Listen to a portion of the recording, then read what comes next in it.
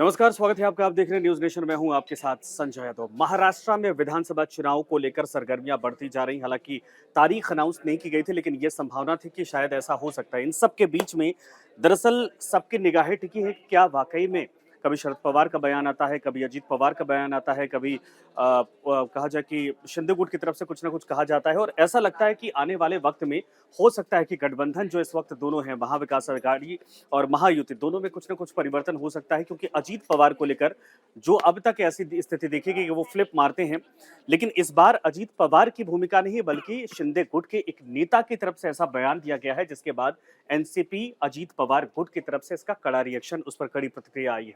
सवाल ये है जी संजय कि अजीत पवार गुट, अब सबसे पहले महायुति का ही जिक्र है क्योंकि वही अभी खबरों में चर्चा में है। शिंदे गुट के एक नेता की तरफ से ये कहा गया है कि जब मैं कैबिनेट मीटिंग में बैठता हूं, मंत्री हैं वो सरकार में, जी अजीत पवार बगल में बैठते हैं तो मुझे उल्टी आती है। जी तानाजी सावंत ने कहा है। तानाजी सावंत जी ने कहा है। जी और ये बयान गठबंधन को एक रखने के लिए, सरकार को स्थिर रखने के लिए, मुझे लगता है कि वाकई में बहुत डेंजरस है। जी संजय, आप देख ले, सबसे बड़ी बात महाराष्ट्र में महायुति में हाँ। यानी एनडीए भी आप कह सकते हैं, एनडीए। या तो अजित पवार रहेंगे हाँ। या फिर एकनाथ शिंदे। हाँ। ये डिसाइड करना है अब बीजेपी को। हाँ। सबसे बड़ा चैलेंज बीजेपी के सामने है कि किसको आप रखना चाहते हो तो अपने सीटें भी साथ। तो उतनी होनी चाहिए। हाँ, सीटें उतनी होनी चाहिए हाँ। तो बड़ी बात है, लेकिन जिस तरह से एकनाथ शिंदे के नेता ही नहीं, वो हाँ। महाराष्ट्र सरकार में मंत्री भी मंत्री हैं, भी हैं। स्वास्थ्य मंत्री हैं तानाजी शिंदे। उन्होंने ये कहा, सिर्फ यही नहीं कहा कि मुझे अजित पवार के बगल में बैठने में उल्टी आती है। उन्होंने कहा कि मुझे अजित पवार की पार्टी शुरू से ही, बचपन से ही पसंद मुझे रही थी। हाँ, है। छात्र जीवन से हाँ, ही। छात्र जीवन से ही मुझे पसंद नहीं रही है। हाँ। मैं तो खून के घूंट पीकर उनके साथ अलायंस में हूँ, हाँ। है ना, हम अलायंस में हैं, हमारी पार्टी। हाँ। और अब उन्होंने कहा है कि उनके बगल में बैठने पे उल्टी आती है। लेकिन आज से उन्होंने क्या कहा, किसके इशारे पे कहा? खुद कहा उन्होंने। क्या एकनाथ शिंदे के ये तो नहीं है, कहीं बैकिंग तो नहीं प्राप्त है? नहीं तो अगर एनसीपी और एकनाथ शिंदे गुट में जी। अगर वर्चस्व को लेकर जी, है, चूंकि जी। बीजेपी को मजबूरी है कि दोनों पार्टियों को साथ में भी जी, रखना है, सरकार जी। चलाना है, तो क्या शिंदे को ये भरोसा है कि आने वाले वक्त में अगर अजित पवार को हटाया जाता है तो वो अलायंस में उस भूमिका में उस महत्व को कंटिन्यू कर पाएंगे, सीटें ज्यादा आएंगे, तब तो फिर ये मौका मिलेगा दोबारा? देखिए, एकनाथ शिंदे, आप ऐसा क्यों कहा जा रहा है अभी, एकनाथ शिंदे के नेता ने ऐसा क्यों कहा है, इसके पीछे बैकग्राउंडर आप देख लीजिए। हाँ। संजय, हाल ही में आप देखिए जो बदलापुर की घटना हुई थी, हम्म। उसके खिलाफ अजित पवार काफी मुखर रहे थे। हाँ। उन्होंने प्रदर्शन भी किया था। अभी शिवाजी महाराज के शिवाजी महाराज स्टैचू के को लेकर जो स्टैचू विवाद हुआ, हाँ। उसको भी लेकर अजित पवार की पार्टी काफी मुखर रही है। हाँ। इसके बाद कहा जा रहा है कि महायुति में थोड़ा टेंशन है और अजित पवार की पार्टी को लेकर थोड़ा संशय और ज्यादा गहरा गया है हाँ। कि उनका रुख क्या है। हाँ। क्या वो वापस शरद पवार के पास जाएंगे? हाँ। इसीलिए ऐसे बयान जो सामने आ रहे हैं, ये कहीं ना कहीं एक तरह से आप देख लें इंडिकेशन भी है। हाँ। अजित पवार को कहीं ना कहीं संकेत है भाई कि आप अपने लाइन पे आ जाइए या फिर रास्ते आपके सामने नहीं तो खुले हैं। अजीत पवार को इंडिकेशन शिंदे की तरफ से क्यों दिया जा रहा है? अगर बीजेपी चाहती, क्योंकि अलायंस उसी तरीके से हुआ था, बीजेपी के इनविटेशन पर हुआ था, इसमें तो बड़ी भाई की भूमिका में बीजेपी है जी। तो बीजेपी इंडिकेट करेगी तब अजीत पवार छिटक सकते हैं, या फिर एकनाथ शिंदे भी इस मामले में है प्लेयर? देखिए, बीजेपी डायरेक्टली नहीं भी कर रही है, हो सकता है हाँ। अजित पवार को डायरेक्टली ऐसा कोई इंडिकेशन हाँ। नहीं दे रही है, क्योंकि उससे एक गलत संदेश जाएगा हाँ। कि सरकार बनाने के लिए आपने यूज कर लिया, उसके बाद जब काम अपना खत्म हो गया तो भाई अब कोई हाँ। आप बाहर चले जाओ, कोई हाँ। दिक्कत नहीं। तो एक तरह से गलत संदेश नहीं पहुंचे जनता के बीच, हाँ। इसलिए भी हो सकता है बीजेपी डायरेक्टली इसमें इन्वॉल्व नहीं हो रही है। अपने साथी जो हैं एकनाथ शिंदे जो हैं, उनके तरफ से ऐसे, उनकी पार्टी की तरफ से नहीं, ऐसे देखिए बयान उथल पुथल का दौर जी। बीच में बहुत चला। एक बीच में ये भी खबर आई थी कि एकनाथ शिंदे जब देवेंद्र फडणवीस डिप्टी सीएम बनाए गए थे, उसके जी। बाद कुछ महीनों बाद जी। ये परिस्थितियां बनी थी कि हो सकता है कि यहाँ पर ऐसे हालात हो कि एकनाथ शिंदे, चूंकि उनकी डिमांड कई चीजों को लेकर थी, जी, जी। तो इनको हटाया जाए। अजित पवार को जब लाने की बात हो रही जी। थी, और चूंकि वो आए भी, लेकिन हालात ऐसे बन गए कि बीजेपी को उन्हीं बातों पर संतोष करना पड़ गया, क्योंकि आने वाले वक्त में चुनाव थे। अब संभावना ये है कि बीजेपी अगर वहां पर सबसे बड़े गठबंधन के तौर पर या सबसे बड़े दल के तौर पर अपने आप को स्टैब्लिश करने में कामयाब होती है, तो क्या अजीत पवार का सहयोग वाकई में नहीं चाहिए? ये लगता है आपको? संजय, ये देख या लीजिए, इन सब के बीच में शरद पवार की कोई रणनीति है? शरद पवार की रणनीति पर तो फिलहाल कोई जानकारी अभी सामने नहीं आ रही है। अजीत क्या को वापस लाने के अंदर लिए? अंदर क्या खेल रहे हैं, वो क्या हाँ। खेल रच रहे हैं, उनको लेकर कोई स्पेक्यूलेशन नहीं लगाया जा सकता। शरद पवार के बारे में तो हम जानते ही हैं ये बात। लेकिन क्या एकनाथ शिंदे अजित पवार की पार्टी से असहज महसूस कर रहे हैं? बड़ा सवाल ये है। असहज इसलिए भी क्योंकि हाल ही में महाराष्ट्र सरकार ने आई थिंक लाडली बहन योजना की ही काइंड ऑफ कोई योजना उन्होंने लागू की है। तो उसके बाद कहीं ना कहीं एक अजित पवार की पार्टी से उसका श्रेय लेने की कोशिश की जा रही थी। उस योजना का श्रेय लेने की बहुत बढ़ चढ़कर कोशिश की जा रही थी। इसके बाद ये कहा जा रहा था कि एकनाथ शिंदे की पार्टी जो है उसे कहीं ना कहीं असहज महसूस कर रही है। भाई योजना हमारी है, मुख्यमंत्री के नाम पर योजना है, आप कैसे श्रेय ले रहे हो? तो इसको लेकर असहज महसूस, और उसी के बाद से ये कहीं ना कहीं एक डिस्कम्फर्ट जो है ये स्टार्ट हो गया, है ना। आप हाल ही में देख लें, अजित पवार की तरफ से जो बयान सामने आए थे, उन्होंने रक्षाबंधन के पहले ये भी कहा था, सुप्रिया सुले से माफी मांगी थी। उन्होंने कहा था कि बारामती में मैंने अपनी पत्नी को बहन के खिलाफ उतार दिया। तो ये तो संकेत तभी मिल गए थे कि हो सकता है कि रिवर्स जाएं, वापस हाँ, रिवर्स जाएं, ये सबसे बड़ा संकेत उन्होंने दिया। उसके बाद एक अटकल ये भी लगाई जा रही थी कि अजित पवार ने पीएम मोदी को कहा था कि आप शरद पवार के खिलाफ बयानबाजी ना दें, बयानबाजी ना करें। हालांकि उन्होंने इन अटकलों को नकार दिया था, लेकिन कहने वाले तो कहते ही हैं। तो ये अजित पवार की तरफ से भी कहीं ना कहीं एक इशारा है ना, कि मैं वापसी कर सकता हूँ। गेम चेंजर इसमें कौन है, अजित पवार, शरद पवार? सवाल यही है कि अजित पवार अगर ये बोल रहे हैं तो बिना शरद पवार के सहमति के, या चाचा को मनाने की कोशिश की जा रही है? दूसरा ये है कि इन सब के बीच में शिवसेना जो शिंदे गुट है वो क्या इतना कैपेबल दिख रहा है? मैं बार बार ये सवाल इसलिए पूछ रहा कि अगर मान लीजिए अजित पवार को हटाने की नौबत आ जाती है, अजित पवार छिटक जाते हैं किसी बात को नाराज होकर, तो क्या ये सरकार स्टेबल रहेगी, या आने वाले वक्त में इन दोनों ही दलों के, बीजेपी और शिवसेना, शिंदे गुट के बलबूते सरकार में वापसी संभव हो पाएगी? देखिए फिलहाल कहीं ना कहीं उद्धव गुट भी इसमें, आप देख लें, फिलहाल आंकड़ों पर हम बात कर लेते हैं। महाराष्ट्र में 248 विधानसभा सीटें हैं, एनडीए 202 पर है फिलहाल, है ना।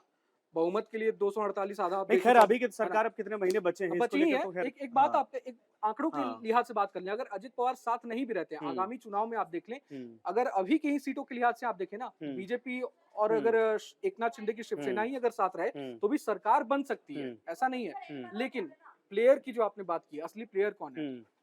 अजित पवार तो प्लेयर है, लेकिन गेम चेंजर जाहिर सी बात है शरद पवार ही है। हाँ, इसमें कोई संदेह शरद पवार। दूसरा ये है कि उद्धव गुट भी इस बार कहा जा रहा है कि चूंकि जिस तरीके से अभी इलेक्शन हुए हैं, उसके बाद कहा जा रहा है कि सिंपैथी वाला जो वोट है वो उद्धव सक के साथ है, और बीजेपी इन तमाम चीजों को लेकर पहले से आकलन कर चुकी है। तो क्या अजित पवार छटकेंगे तो बीजेपी ऐसा होने देगी? देखिए शिवसेना शिंदे गुट तो जाहिर सी बात है कि चाहते कि सरकार में दो ही लोग रहें, बिल्कुल, उससे उनके पास मलाई वाली चीजें भी आएंगी और प्रभुत्व भी मजबूत रहेगा। लेकिन अजीत पवार डिप्टी सीएम बनकर बैठे हैं। दूसरा ये है कि कई पावरफुल मिनिस्ट्री उनके पास भी है, तो वो तो डिवाइडेशन वाली चीज समझ में आती है। लेकिन बीजेपी का रोल क्या हो सकता है चुनाव के दरमियान, चुनाव के बाद की स्थिति को लेकर, और इसमें जो शरद पवार का जिक्र किया जा रहा है, क्या शरद पवार वाकई में भतीजों को वापस लाना चाहेंगे जो कुछ हुआ था उस घटनाक्रम के बाद? सबसे बड़ी बात यहाँ आप देख लें, आज जिस तरह से तानाजी सावंत ने बयान दिया, उसके बाद अजित पवार की पार्टी की तरफ से रिएक्शन सामने आया है। उन्होंने कहा है साफ साफ कि आप बीजेपी चूज कर लीजिए, गठबंधन में किसको रखना है।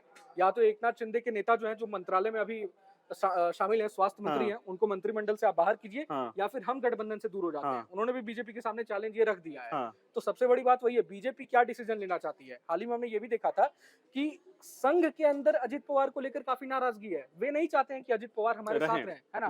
कभी कभी उन्होंने ही सरकार भी गिराई, छवि को लेकर भी सवाल है ना। ये भी तो होता है कि भाई सरकार में आए तो उनके सारे मुकदमे बीजेपी ने हटवा दिए। ये बीजेपी के ऊपर एक तरह से डेंट वाली चीज है। बिल्कुल, तो अंदर ही अंदर संघ नहीं चाहता है। कई बार पुणे में बयानबाजी भी सामने आई है कि संघ नहीं चाहता है कि अजित पवार हमारे साथ रहें, महायुति में रहें। तो सबसे बड़ी बात वही है, बीजेपी आलाकमान, पीएम मोदी, गृह मंत्री अमित शाह, जेपी नड्डा क्या डिसीजन लेते हैं, डिसीजन मेकिंग तो वहीं से होनी है।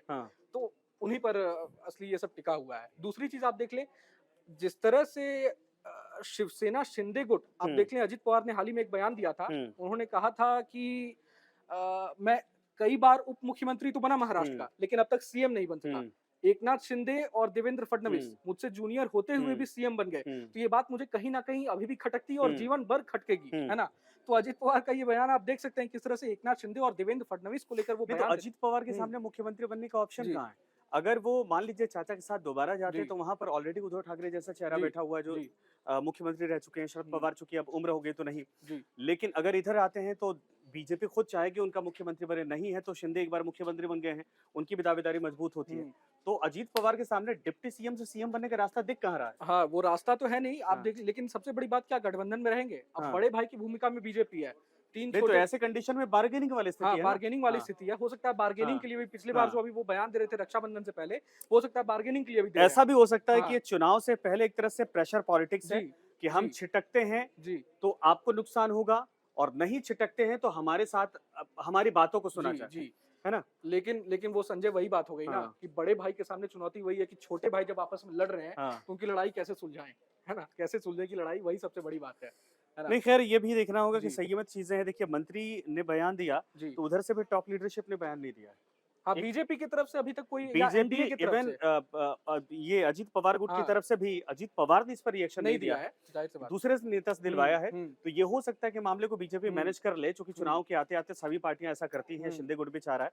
लेकिन शिंदे गुट जिस कॉन्फिडेंस के साथ ये बात बोल रहा है, हुँ, ये या तो किसी के इशारे पर हो रहा है हुँ, या फिर शिंदे गुट को लगता है कि अजीत पवार अगर छिटक जाते हैं हुँ, तो चुनाव में भी उनको फायदा फायदा होगा मिलेगा। और आने वाले वक्त में सरकार में उनकी स्थिति और मजबूत हो सकती है। बिल्कुल संजय, ये तो बात है ही। साथ ही साथ यहाँ एक और बात बता दूं, हम्म, शरद पवार को लेकर जो आप बात कर रहे हैं तो इस पे शरद पवार की एनसीपी की तरफ से हाँ। एनसीपी शरद पवार गुट की तरफ से रिएक्शन सामने आया है। हाँ, उन्होंने कहा कि अजित पवार इतने स्वाभिमानी है हाँ, तो क्या इतना घोर अपमान होने के बाद भी अभी तक महायुति में बने रहेंगे, हाँ, है ना? तो एक कहीं ना कहीं संकेत मिल रहे हैं, अंदर ही अंदर गेम चल रहा है। हाँ। क्या होता है वो देखने नहीं वाली खैर बात है। शरद पवार गुट तो ऐसा जी। है कि वो बयान को लेकर नहीं, वो जिस दिन करना होगा चुपचाप चीजें कर पलट लेगा, लेता है। बिल्कुल बिल्कुल। वो इतने गंभीर नेता है, उनको लेकर होता है। बिल्कुल। लेकिन इन बयानों को लेकर क्या चुनाव को लेकर ये समझा जाए कि बहुत बड़ा गंभीर मसला है, गठबंधन में टूट जैसे स्थिति पैदा हो सकती है, या फिर ये बयान है, चाहे वो शिवाजी की मूर्ति को लेकर हो, प्रतिमा को लेकर हो, चाहे ये उल्टी वाली बात हो, ये पहली दफा नहीं। अच्छा दूसरा ये है कि जो मिनिस्टर है स्वास्थ्य मंत्री सामंत, वो पहली बार ऐसा बयान नहीं दिए, जी, इसके पहले भी ऐसा बयान दे चुके पहले हैं। भी बहुत तो बार उनकी बयान बातों दे को चुके इतनी हैं। गंभीरता से लिया जाए क्या?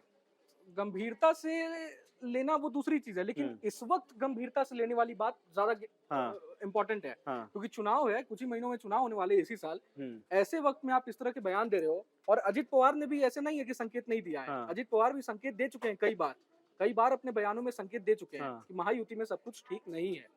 नहीं खैर उनकी तो हाँ। महत्वाकांक्षा मुख्यमंत्री बनने की है, जब महत्वाकांक्षा वो तो नई है। कुर्सी मिलेगी तब तक वो हाँ, तो चीजों को बिल्कुल, बदलते बिल्कुल, रहेंगे। बिल्कुल, बिल्कुल। ठीक है रोहन, धन्यवाद इस बहुत पर धन्यवाद। बातचीत के लिए। ये जरूर है कि बयान इस तरीके से आ रहे, देखिए चुनाव के पहले होता है जब गठबंधन दल, इसीलिए कहा जाता है ना कि जब एक पार्टी को बहुमत मिलती है, पार्टी मजबूत होती है, तो समझ में आता है कि एक दिशा होती है। जब गठबंधन होते हैं तो अच्छा। गठबंधन में अपने अपने स्वार्थ को लेकर, अपनी बड़ी अपनी अनोखी। भावनाओं को लेकर हाँ। मौके की तलाश में नहीं, टॉप- पार्टियां रहती टॉप हैं, से- और चुनाव के नजदीक देश के बिल्कुल ऊपर जब ऊपर राज्य वाली। खड़ा है, ऐसे में हाँ। इससे बड़ा मौका क्या हो सकता है। हालांकि ये स्वास्थ्य मंत्री का बयान है, उधर से भी रिएक्शन आ चुका है, लेकिन बड़े नेताओं ने इस पर चुप्पी साधी है। बड़े नेताओं की तरफ से कोई बात आती है तो समझ में बहुत आएगा कि गर्मी लग वाकई रही में है। महायुति में करवा दे कोई टेम्परेचर दरार की स्थिति है या नहीं। धन्यवाद आप सभी। न्यूज नेशन अब व्हाट्सएप पर खबरों के ताजा अपडेट के लिए न्यूज नेशन के इस क्यूआर कोड को स्कैन करें।